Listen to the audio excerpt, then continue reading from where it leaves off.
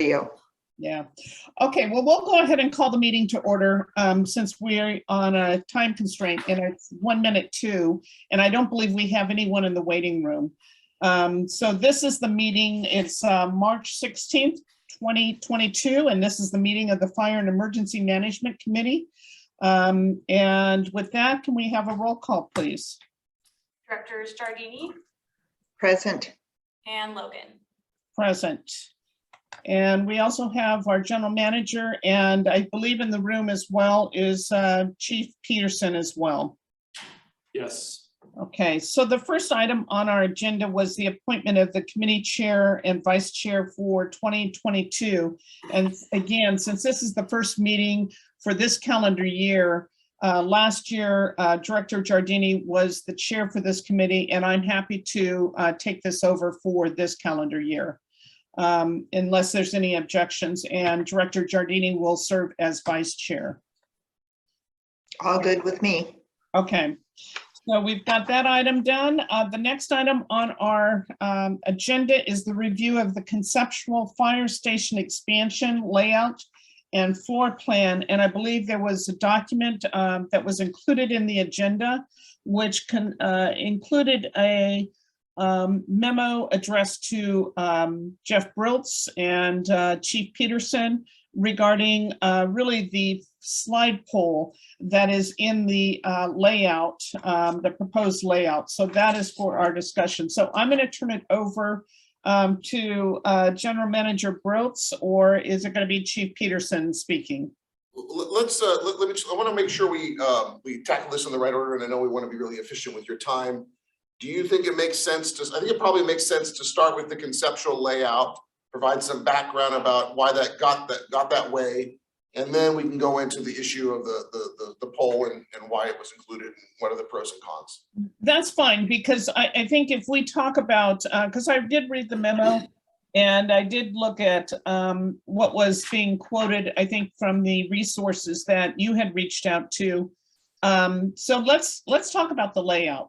Okay, so we're gonna pull up the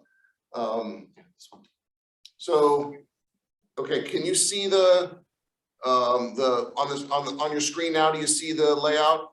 Yes. Yes. Okay. So what Thomas brought up first is the first floor of the conceptual layout, and then we'll get to the second floor. It may be difficult for you to see both at the same time. So just by way of background, we started, you may remember a couple months ago, the district hired the architect, came out and did an assessment. They reviewed the current conditions and what was needed, and then provided some really rough sketches on a couple of different concepts. And then we've pursued this sort of first and second story concept as the preferred or most efficient concept. And so I can have Tom can kind of walk you through what you're looking at, first of all, this just to make it kind of easy, the stuff on the right, the grayed area, that where it says not a part, just to orient you, that's the current boardroom. That's where, well, 3 of us are at now. Mm-hmm. And then so everything that's in gray is no changes. And then in this concept, only really minor changes to the apparatus bay. So I don't know where you want to start, Tom, maybe just like from the front door. Yeah, so essentially what I'll do is I'll kind of highlight these areas here. This is the current, can you see that blue? Yes. Highlighting? So this is the current office area that's existing right now. In the back, what we're doing is proposing to make a couple of changes and move the captain's and engineer's office back here. So that will take out the chief's office and the storage area. We're going to move the bathroom across the hallway, and then proposing putting a desk here, the fire chief's office up front, and then a secured lobby area here. Most fire stations are and in fire station design are going with secured lobby areas now as part of their design plans. That section will be done as phase 2. So keep that in mind as I progress through this, but that will most likely be like a phase 2 or possibly a phase 3. Tom, can you just talk about does Does this plan incorporate a service counter in that lobby or? Yes, so essentially, right here, the lobby will be like a secured area. Right here, there's gonna be a window, and then there's gonna be a countertop behind it, where we can actually greet people from the public. And then we will, I'll have a window from this office that will be able to see into the lobby, come around and let people in. This will be our firefighter that's on the day shifts and or 24 depending, that will be able to come around, and we'll have a buzzer within the lobby. This way we can keep the front door open, but also be able to greet the people and secure them here before we allow them in. In the past, and with the Tascadero fire, we haven't had much for security. And if, for example, if you go to fire stations now, there's more of a secured lobby area before they get back into the offices and or the living spaces for sure. Any questions on this? Not here. Okay. I do have one. Yep. Where is the restroom located right now? You said it was moved over Yeah, across. it's located right here. Okay, so just Sorry. just a weird question. In moving it, you have concrete floors with rebars and stuff. So moving it is expensive versus leaving it where it is. Is it becoming handicapped accessible or? Correct. That's exactly what it is. We have to Okay. we have to move Upgrade it it. anyways. We have to break out the walls to make it handicap accessible. Okay, got it. I just wanted to make sure it made sense. Okay, thank you. So this is the current apparatus bay. And as you can tell, the only thing we're doing with this is kind of creating some walls here that will give us a pathway into the first floor living area from the office space. So we'll put wall here, and then a door out into the apparatus bay. Not much is changing within the apparatus bay, except for within the cost estimates, they will lower the ceiling and put like a T-bar drop ceiling. And that will accommodate our what are called Plimo vents. And these are vents that hook up to the exhaust system on the engine. The current ventilation system that we have is not legal for extracting exhaust or filtering exhaust. This area is going to be the new addition. And I can't grab this, but also the stairs right here will be part of the new addition. And essentially this line right back here is the existing big hangar door. And that big hangar door will go away. And then they'll build a wall straight up from there. This area is what's going to be called our clean room. And essentially what you'll be able to do with this is if they come back and they're kind of, you know, contaminated or blood or something from a fire, all kinds of carcinogens from a fire, they can come into this clean room, take their breathing apparatus off, or I'm sorry, their turnouts off. This is what's our current extractor and dryer. They can throw them directly in here, clean them, and then these will all be lockers to hang and dry. Well, after they're dried, to put them back together and hang them for the off-duty folks. This is a clean sink. So essentially we'll be able to decontaminate any of our medical gear here in this sink. And then this will be a decon shower. So if somebody's, you know, walked into some type of biohazard or chemical or anything else, typically they'll do what's called a gross decon out in the field with our fire hoses, and then they'll come in, do a secondary, kind of clean off here. Then they'll be able to exit into the clean area of the station. So this is, again, kind of our clean room where we won't bring the contaminants into the rest of the living area here. This will be the workout area where we'll have some gym equipment, day room, dining, and the kitchen. This all flows through here through door access, and then this storage back here will essentially be for more of our dirty storage, I guess, for lack of a better term, and some clean storage. So we'll keep most of our medical gear resupply in this area. And then we'll have a lot of the stuff that's currently in the container out behind the station will now go into this area right here. So for example, extra hose, nozzles, extra turnouts, helmets, boots, gloves, those types of things will all be stored in here. And then this is a small workshop area where they will have direct access. This will not be doored off right here. This will just be a hallway to the apparatus bay.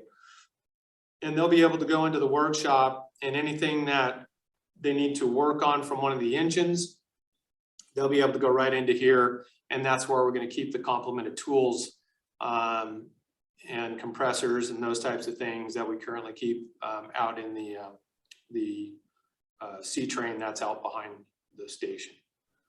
I think that's pretty much it for here. Any questions on this? So I do. Oh, go ahead. Go well, ahead, Deb. my question is what phase is this portion of the plan? So this would be phase one. Essentially what would happen is they would build this let me kind of go a little further here now. This is wide open too, and the proposed stairs come up this side, transition over, and then come up, and we get to the second floor, which they come up here, and then this will be a slightly different elevation than the current upstairs, which is this area right here. So this will be this is the current upstairs, and then this is the proposed new upstairs. Okay. So and before so we go any what- further, can we address Director Giardini's question? Yes. So can you go back down to the first floor plan? So you have a secure door going from the lobby into the offices, and then you have a door in the apparatus bay that goes into the office area. Is that door going to be secured too? No, but the bay doors are the secure for that. Okay. Yeah. Okay, because I was wondering, because you also have no door over by the workshop, and I thought, well, that's weird to have like a secure door one place and then non-secure doors. And then Yeah. the other thing is there aren't dimensions on this floor plan, Right. which really bugs me. I But because okay, is the workshop 4 by 4 or 15 by 20, that kind of stuff. And so I saw the square footage, but I still didn't know the dimensions of it. So and I don't either, and he hasn't quite gotten there yet. He has dimensioned some of it, but to your question, we even have some concerns whether or not we want to move this day room wall right here over this way and make the workout area a little smaller to kind of expand the day room, that type of thing. The architect indicated that we can cross that bridge when we come to construction documents, as long as the concept is acceptable. yeah, but you want to make sure your workshop isn't 5 by 5 and only one person can Right. get in there. So Exactly. we do need some dimensions before we go much, a lot further. So, okay, that was my question. Those are my questions. Okay. And let me ask you this, I mean, since we don't have those dimensions, is this pretty much to scale? Yes. Because I'm kind of using it as a comparison, looking at the day room, the dining and kitchen, and comparing it to the boardroom. And it's much smaller than the boardroom. So I think Director Giardini has a good point. It is, we do need to, before we actually approve any kind of plans, is to have those dimensions to say whether or not it is big enough. Conceptually, to me, it looks good. But I am concerned about the day room. Looks like it's just, 3 stadium seats, given the drawing. Correct. And trust me, we're gonna figure that out before we go to construction documents, and we can bring that back to the committee, but I feel pretty confident, having done this a couple of times, that this area here, yes, may need to be expanded, and then potentially bringing this wall in a little bit. The other aspect is back here, he's given us a 13-foot setback. Whoops. Yeah, behind. Okay, between the so fence. where the fence is, Yeah, he's given us a 13-foot setback. And we only need 10. So we could even potentially push that wall out another 3 feet. okay. So Okay, again, I think what we're looking for right now is if the committee is good with the concept, then we can come back with dimensions and that type of stuff.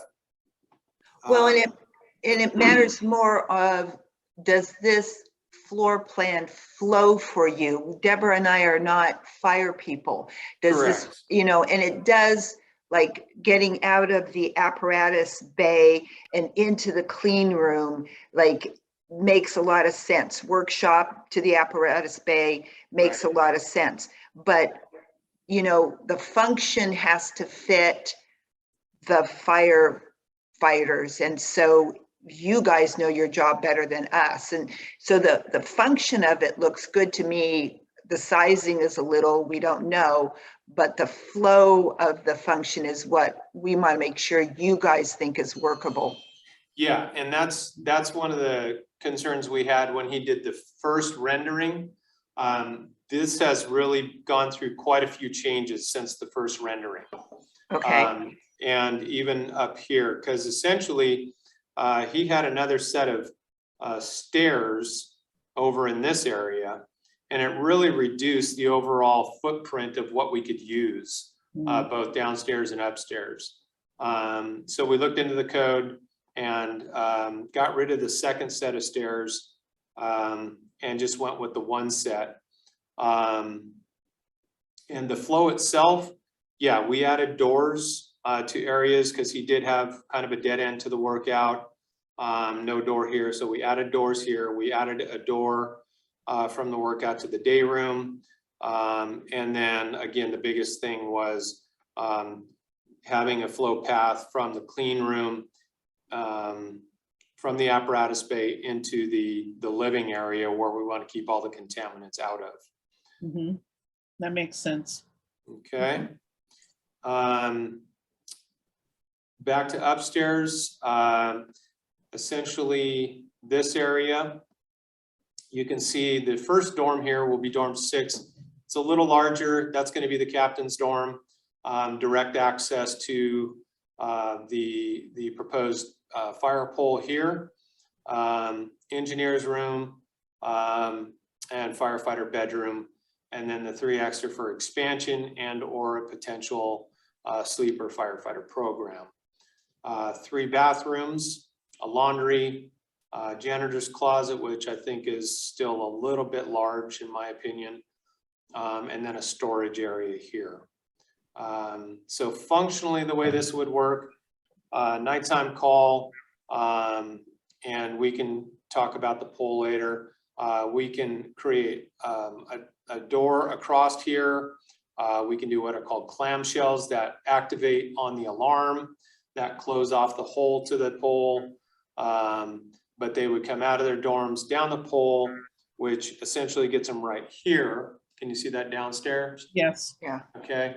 And then directly out and into the apparatus bay to the engines. So quickest path of travel from the upstairs. And then, like I said, this portion right here is a little higher elevation than the existing upstairs right here. So we're gonna have these about 3 steps coming down here that will come into this area.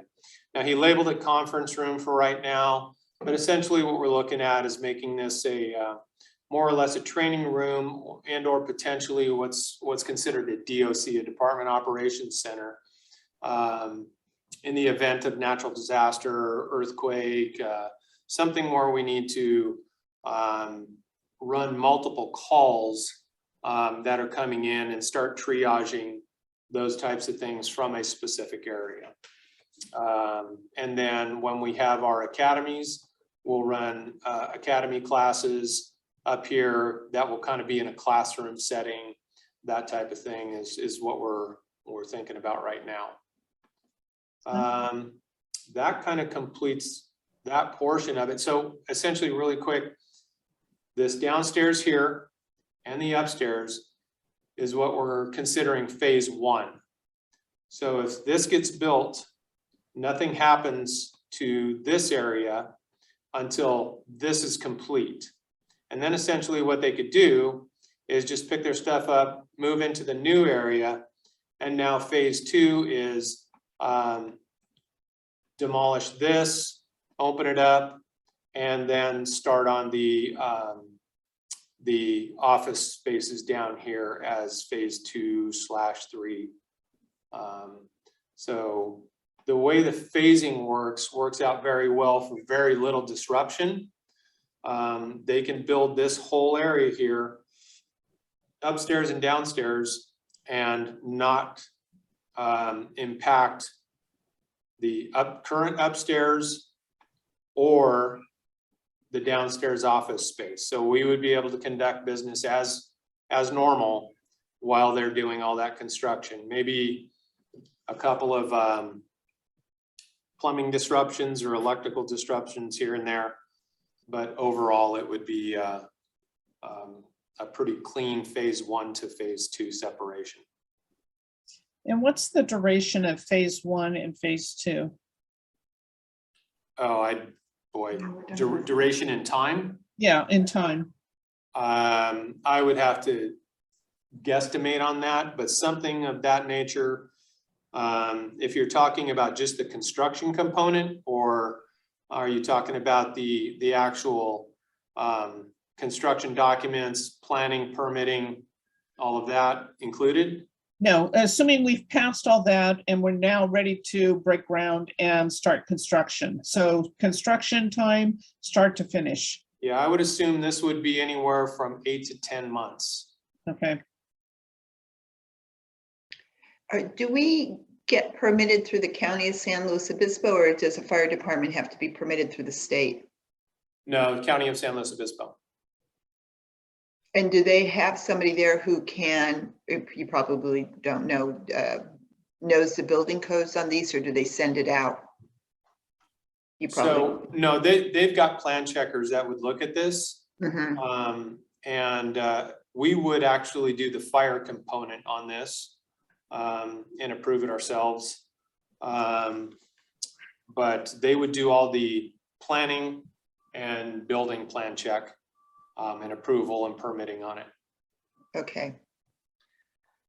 And just to kind of clarify that the construction phasing, it isn't intended to be, phase 1 and then 5 years later, phase 2, but rather phase 1 gets constructed, move in, and then phase 2 starts in maybe some sort of a staggered way. So it's not necessarily 2 separate projects. It's just One continuous. Yeah. Right. Yeah. How large is the conference room that's labeled on there? Have you been upstairs? Yes, I have been. Yeah, so this is basically eliminating the bathroom and the 2 bedrooms and taking this kitchen out of this area. So I would say maybe, I'm sorry. And one thing I forgot here was we will be eliminating the stairs right there. Okay, and Yeah, I that'll was open wondering. up. Yeah, that'll open that up. And then also allow this area upstairs to be usable, which is not usable right now. And that's probably, Upstairs. There's a little box right there. yeah, it goes out to about here. Yeah. And so it'll be a pretty decent area. I would guesstimate 30 by 15. So I'm just wondering, 30 by 15. Like, I'm Could wondering, be a little bit longer, maybe 35. I'm wondering if you couldn't, I mean, move the workout room there and share it as part of the DOC center, because you're going to have the sheriff's office right down the road, and won't they have a DOC center there, you know, because they're moving all the big sheriff stuff there in case of a national disaster? Well, that'll be the ECC, that'll be the Incident Command Center. A DOC is specifically when we're talking EOCs, Emergency Operations Center, those things, which each city and district are kind of responsible for. Our EOC is essentially the county of San Luis Obispo down on Kansas Avenue. But we are tasked with, you know, potentially having an EOC here, depending upon how widespread the disaster is. Typically, each department would have what would be considered a DOC. So wastewater, water would kind of have a DOC maybe down there. Fire would have the DOC in that proposed area. And then the board and general manager would work out of the boardroom here to all coordinate some type of disaster response within the district of Templeton. So I've done it with Atascadero. I was the EOC and emergency management coordinator for the city of Atascadero. And we had one EOC, which was at the police station. But then we had multiple DOCs, Department Operations Centers. And that way, the direct lines that came into the DOCs could be one point of contact. And let's say we're having multiple calls, which we've had in Templeton before. And now we have to triage those calls. But what would happen is the Emergency Command Center would send all those calls to us kind of in bunches. And then we would have to triage them and then send what resources we have out appropriately from the DOC. So they wouldn't be getting dispatched by our ECC. Right, but by the DOC, okay. Correct. Yeah. So is there any reason why the existing conference room can't act as that headquarters? I'm only trying to be practical because of cost, and why, you know, why duplicate room if you couldn't, you know, use the existing conference room that we have? Why could, I mean, because nobody's, if it's an emergency, nobody's going to be occupying that area, and you guys could take it over, I'm assuming. So I'm just trying to figure out why we need two areas and we couldn't put it in one. Well, okay, so you're talking about the current boardroom? Yes. Oh, I see. So essentially, yeah, this would just be kind of a backup to and a what's the word I'm looking for? It would be subjected to the EOC, which would be in the boardroom, and that'd just be a once in a 10-year type of thing. Essentially, what this would be used for more would be our training room, which we would have our firefighters be able to come into when we do our academies, and not have the disruption to next door, or have to worry about them leaving their books or setting up tables and that type of stuff in here. It'd just make it a little more convenient to be able to allow them to have set up tables, chairs, and those types of things to run our academies, which we're kind of in a routine of about 2 every year now. And again, why can't that happen in the boardroom? Yeah, it can. So really what the issue was, this conference room that's labeled conference room up there, the second floor, there's some flexibility about how that room gets used. I think what you're hearing from Tom is just some of the potential uses of it, but it's existing space. So if the new downstairs, so there's some flexibility of how that can apply. But we didn't see a lot of value in trying to replicate some of the newly proposed space back into that area. For example, there's these stairs. I think it's about 3 feet lower than the height of the second floor. And so you want to minimize the amount of, especially during responses, time that people are having to go up or down stairs. But we do have some flexibility about how that room gets programmed or how it gets utilized. And you're right, the boardroom here could serve a lot of the purposes that have been discussed, but this would give them the ability to set something up and just leave it that way for days or weeks. And the boardroom don't have that flexibility necessarily, but certainly could accommodate the, program, use that would be programmed. Well, I'm just looking at that in the, what's labeled the conference room right now has got a bathroom in it. And so you've already got stuff going downstairs for plumbing and everything. Why not? I mean, I'm a pain in the ass. I'm just, questioning, or this is brainstorming. Why not put the 3 bathrooms over there and then, slide conference rooms where the bathrooms are, something like that, because it's just more cost efficient, because you already have the plumbing coming upstairs there. You've already got it going downstairs and into the community sewer system. And so it's just a little bit more cost effective. It's just my brain asking why. Yeah, and essentially,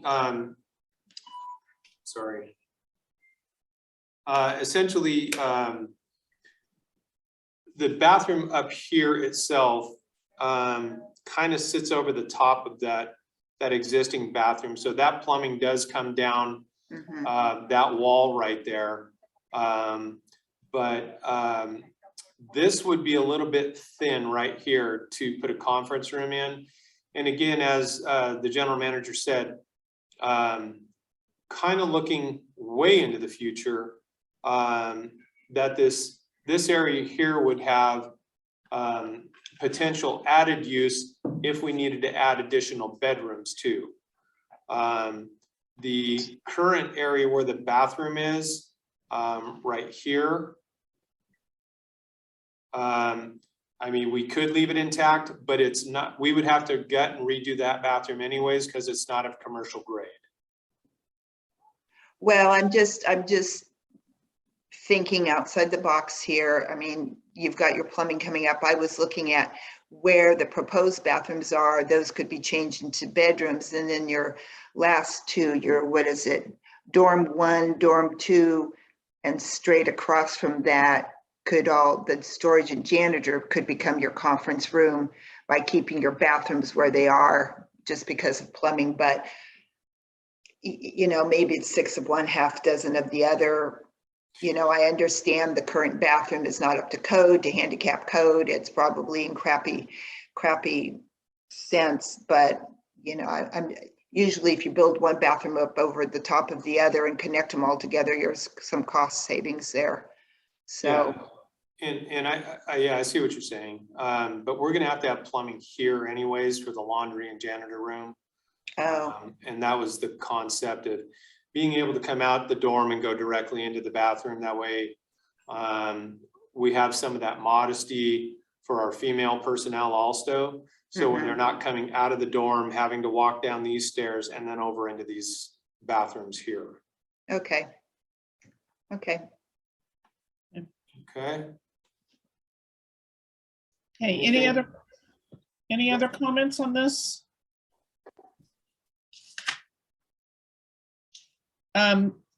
Conceptually, I like this. I think the big thing is looking at the dimensions, and of course, the bottom line is going to be the cost.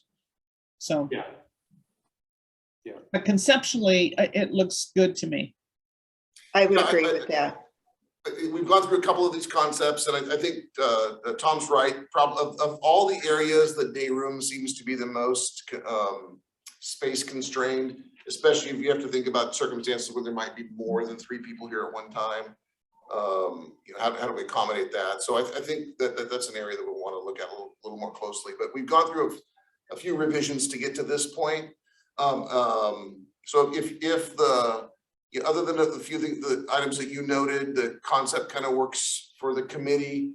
I did want to just point out that the architect and fire chief did work a little bit on a single story concept. That would have, you know, under ideal circumstances, would have been the best bet. We wouldn't have had issues that we're going to talk about with this pole. There's a number of other benefits, but we are on a constrained site. The single story concept would have brought the new construction, you know, towards Crocker Street, which would have blocked off some of the existing offices, doorways, and whatnot. That would have required some more reconfiguration, and or required us to actually acquire more property to the behind the fire station, you know, where there's that older home and a lot, in order to make it more central to the apparatus bay. But we don't own that property now. So both those concepts were going to cost more and perhaps take more time, certainly take more time. And the other interesting fact on this was the architect indicated through his cost analysis guy that single story, having a larger footprint on a single story would be about 15% more expensive than going this 2-story route. Okay. Well, the 2-story just requires a deeper footing, and yeah, when you build on top, it does save. It does save. Yep. Okay, so that's how we arrived at this. I'm sorry?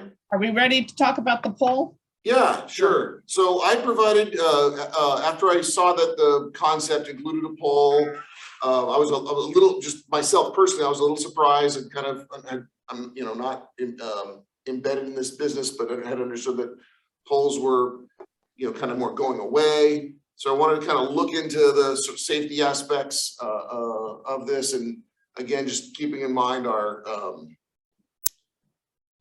exposure to injuries and that kind of thing. So what we included in your packet, 2 different documents. The first was I inquired with our risk management authority. We're part of the Special District Risk Management Authority, and just said, hey, what information do they have about new fire stations or fire station expansions, including poles to get from an upper floor to a lower floor? And I talked to this woman named Henry, who's the loss prevention manager, and she said, hey, I'll put some stuff together for you. And so she sent this email, and so I just simply forwarded it along. You could read the links if you wanted to. Mm-hmm.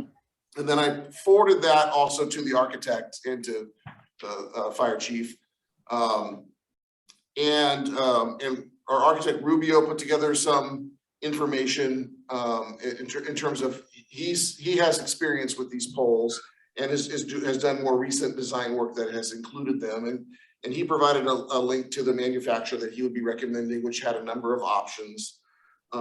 Some of the issues that you might read about between the options and some of the concerns are not an issue with what we've got going on here, because the pole does not come into the apparatus bay directly. So we're not concerned necessarily about exhaust fumes coming up the pole chute into the living quarters like you might think of in the old-fashioned fire station design where the bedrooms are right on top of the app bay. That's not the issue here.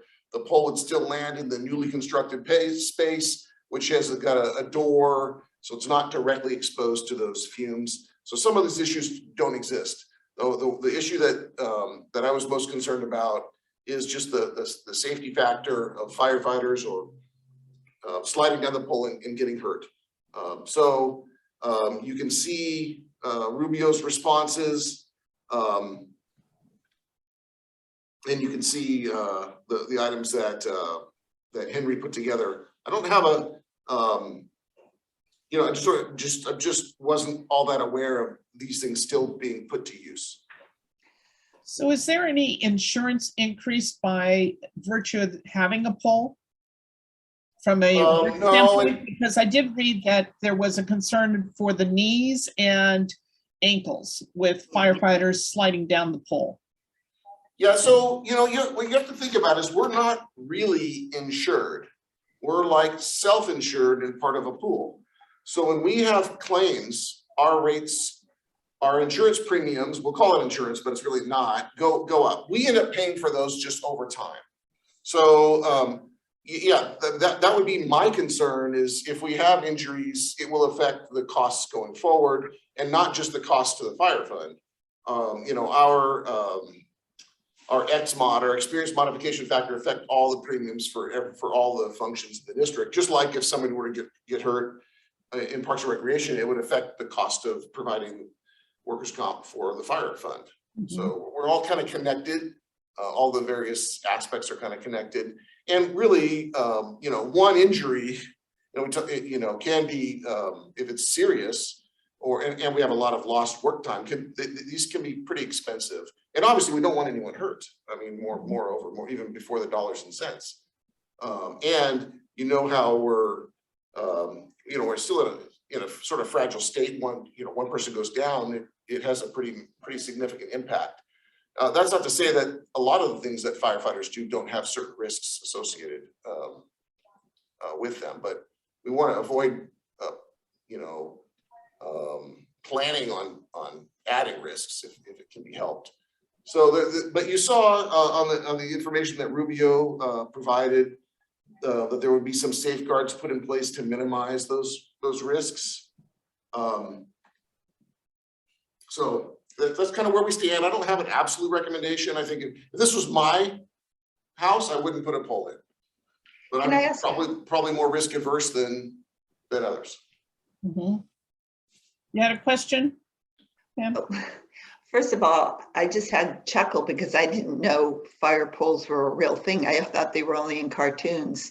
So Oh, no, yeah. I'm actually- serious. I was like, really? They do exist? Oh, yeah, San Luis City Station 1, Morro Bay Station, several other stations, yeah, have poles in the county. Actually, 5 Cities has a pole, Arroyo Grande Station, I think Grover Beach. So yeah, they're out there. Okay, so my second question, my practical side again, is like, how many seconds does a pole save versus going downstairs? I mean, are we talking 30 seconds, 10 seconds? I mean, I live in a second-story house and, my young kids would go down the stairs in leaps and bounds and, pretty quickly. I mean, I guess you have, I don't know where you dress. If you dress and then you go downstairs and then dress if you're sleeping upstairs. But like, is it really something we need, I guess is my question. So stairs have their own set of risks, especially when you're going down quickly. You probably can picture times when you're not fully awake or carrying too much and you take a tumble down the stairs. So the stairs themselves are have a certain amount of risk. So I don't know that that going without the pole and just relying on the stairs is more safe. No, I would actually consider it less safe. With just the stairs. That's currently what we're doing right now. And having done this for quite a while, I know there've been a lot of close calls on the stairs. Guys at 3 in the morning, kind of not, got their feet under them, that type of thing, and they take off down the stairs quick because it's a structure fire or a heart attack or something of that nature, and they're moving a little too quick for their mind to catch up with, and you hear the stumbles and bumbles, and we've almost had guys go head first down those stairs. Working in other stations and departments, the stairs are things that try and get avoided, especially from the living quarters upstairs. As the general manager talked about, the optimum thing would be have everything on the first floor, but again, increasing costs and space and other things. There are the options of slides now. I haven't really researched slides a whole lot. Actually, Kurt Ladepow, who was the fire chief for Lompoc, they have a slide in Lompoc, and they've had some injuries on the slide. So it just really depends on, in my opinion, the level of training, the level of policy, that the pole is not to be used in the middle of the day when you're just wanting to get downstairs quicker. It's meant for if you're upstairs and there's a call, yes. Otherwise, it's not meant to be used, except for in an emergency call situation. And that's why they have these actuators now that it's like a clamshell, if you will, that close the hole off upstairs and will not open until the alarm goes off. You can hit a bypass button that will open it, you know, in the event that the alarm doesn't go off and you have what's called a dry run, where you get a phone call and you have to go out to a call. And that phone call would ring upstairs in the captain's bedroom, and it would be a public assist. Somebody's fallen, they, you know, can't get up or whatever, they need assistance back into bed. You could use the pole at that point if it was urgent, and or just use the stairs if it's, you know, not a code 3 call.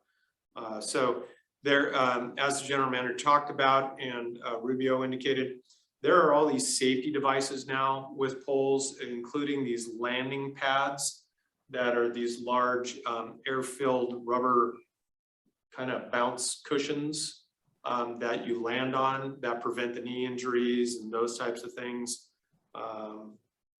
So it's just something that's out there for consideration, and it's a space saver. I actually kind of like the idea of the pole. You know, because it gives a second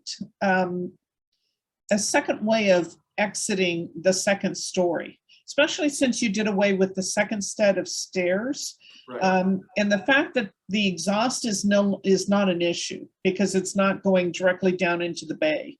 And it is kind of set in a end of a hallway.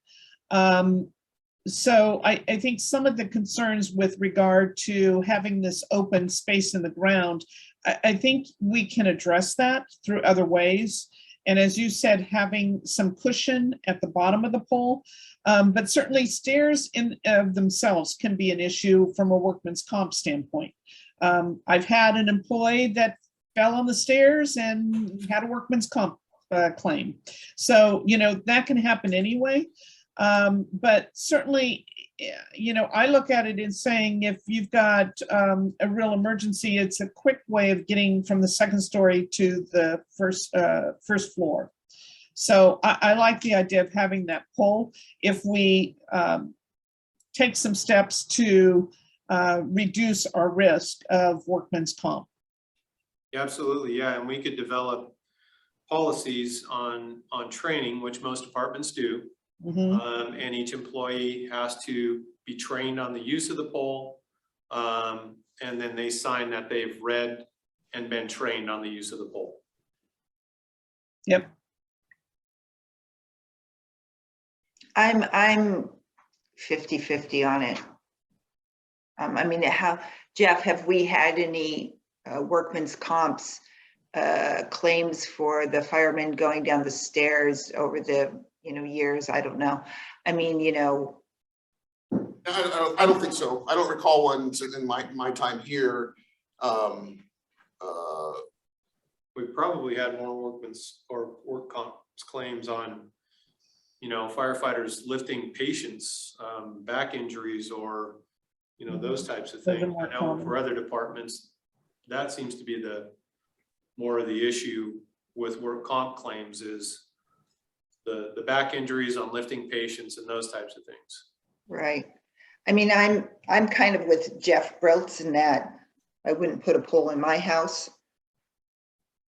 So you know, this goes from us to the board, so the other board members can look at it too, I guess. I'm not thrilled with it.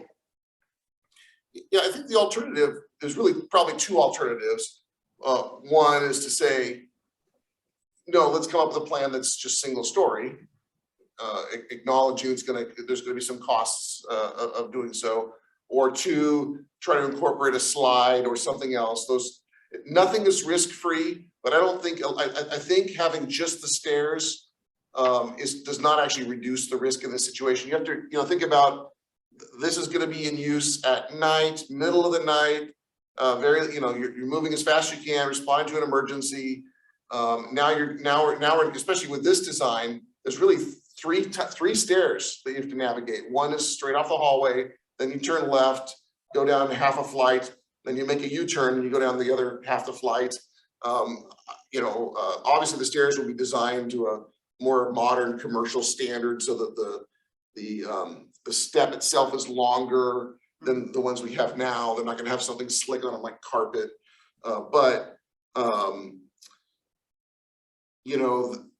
That has its own set of risks that exist. So, and it will take longer. I don't know offhand. I don't know if that's 20 seconds or something like that, but probably something like that. So in that case, then I'm okay with the poll. You just convinced me, Jeff. And then the only thing I think is if by chance you bump out, because you said we have a 13-foot setback, if you take up that 3 feet, you might be able to fit a slide in there then instead of the pole, and then weighing the difference is a slide less risk than a pole, or vice versa. And that's Chief Patterson's call, because I don't do slides or poles at this age, so. And it's probably a wise thing you don't. Yeah. And I think you said, Chief Peterson, that you were also going to investigate a slide. Yeah, we'll look into slides and see what the options are there. The only potential place that I see a slide going would be in that general area. I would think it would take more room to do a slide. Yeah, it would take more room, Yeah. certainly horizontally, more Yeah. space, and it would require this layout to be redesigned Yeah, to accommodate. But you're right. I mean, if we're going to go through, so if the committee or the board wanted us to install a slide, we would kind of go back to the drawing board and figure out with the architect how to make that fit in, and it would alter the layout. I'm kind of at the least somewhat. opinion. I'm of the opinion that you're already constrained in space. A slide, because it would be going really kind of in a diagonal. It's going to take up more space than a pole. I think if we're going to do this, I think the pole just makes more sense. It takes up more space, and they have to have what's called a crash board. Yeah. At the bottom of slides. And the crash boards have to be padded, and then the bottom of the slide has to be, the bottom landing has to be padded also. So you actually have to construct a wall at the base of the slide, and they call them crash boards. Yeah, I think you just need to focus on just the padding at the bottom of the pole to reduce injuries would be my recommendation. Yeah, and those are the manufacturer has the specifications, of how that works for these poles. Can I ask a question? How wide is your hallway upstairs in the second floor? Do you know if it's 3 feet, 5 feet, 4 feet? I believe it's 3 feet, and that was one of the constraints that we had. We actually changed.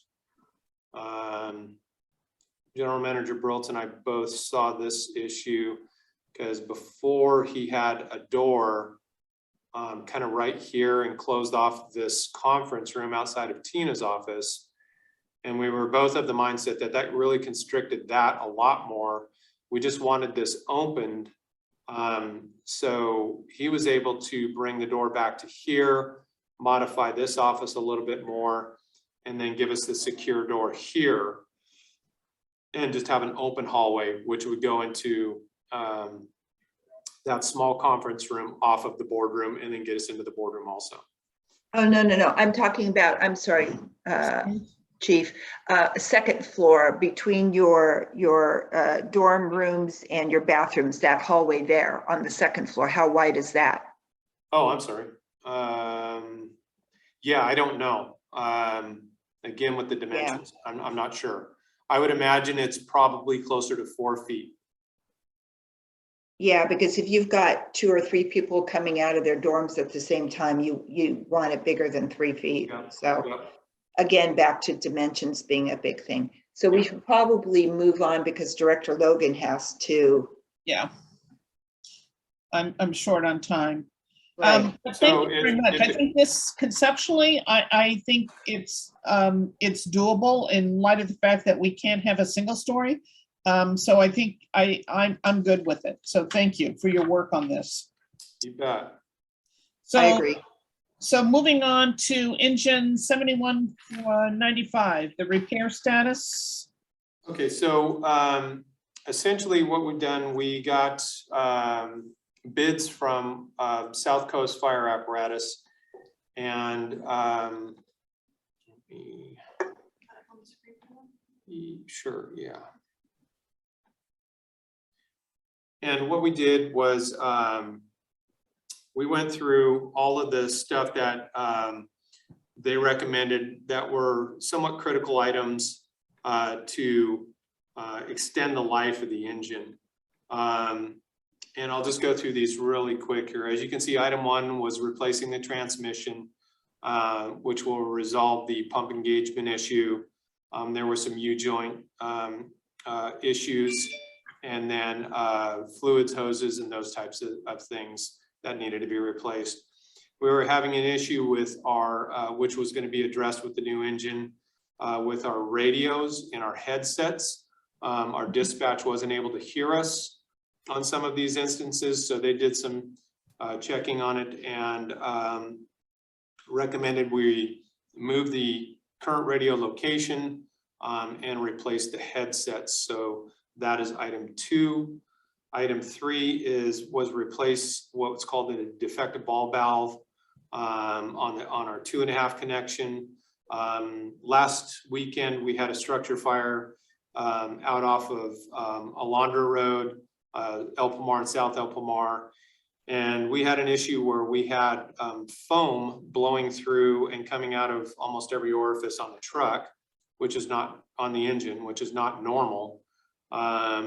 And so we have several valves that need to be looked at and potentially changed.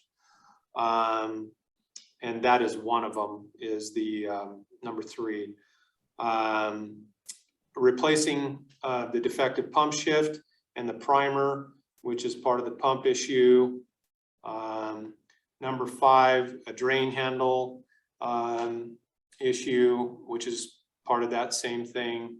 Number 6 was the same thing, replace the passenger side valves that were leaking. We had an issue come up in the last couple months to month and a half where we couldn't get the our ladders that are in the internal compartment. Once we got them out, we couldn't get them back in. We would actually have to go under the engine, push up on a little opening where the ladder was to get them up over a portion. So this is this number 7 is fixing that, and they actually found broken bolts and welds from the Fire Trucks Unlimited repair on that. So they're repairing that. Replace door cab hinges and latches and strikers on the door handles. The captain's door has started becoming unlocked, and it actually flew open on one of the guys rounding a corner. And so we're not dealing with that anymore, and we're replacing all of those bolts and strikers on that. Whoops, what is wrong with this? As part of the valve replacements and pump works. We're replacing a water level gauge. That's item 9. And then the upper cab windows, if you've noticed them lately, the rubber seal around all of them is worn and actually flaking off, and the windows themselves are kind of cracked. They're a plastic tinted kind of material, and they're actually leaking into the cab of the engine. So that's number 10. 11 is the front nose cone to the engine. The engine lights are starting to go out, the headlights. We lost one and we can't find replacements for them. The headlights are a particular model that was installed by Pierce back in the day, and they just don't make them anymore. And we're having other issues with the actual brackets that hold the headlights in are breaking loose from the actual nose cone. And so they're replacing that nose cone, and that's number 11. In total, it came out to about $62,924 right now. And that's all I've got on the update on that engine. And do we have the funds in the budget for those repairs? Yeah, the board approved a mid-year adjustment to cover this set of repairs that the changes went over. I don't recall, what did we budget, or what did we say we would cover? What was the amount? 100,000. 100,000, okay, thank you. We didn't have this detailed estimate at the time, so. Yeah, okay. But Thank the you. engine's actually in for repairs now and expected back. And yeah, so I was just going to go into that. We borrowed an OES engine from Morro Bay for 3 weeks, which was a little bit of an ordeal. We had to get some extra insurance, but we made that work, and we're estimating 3 weeks to keep that engine before our engine gets back. And when do we expect our engine back? In 3 weeks. In 3 So weeks. From today? From Monday. Okay, It went in on Monday.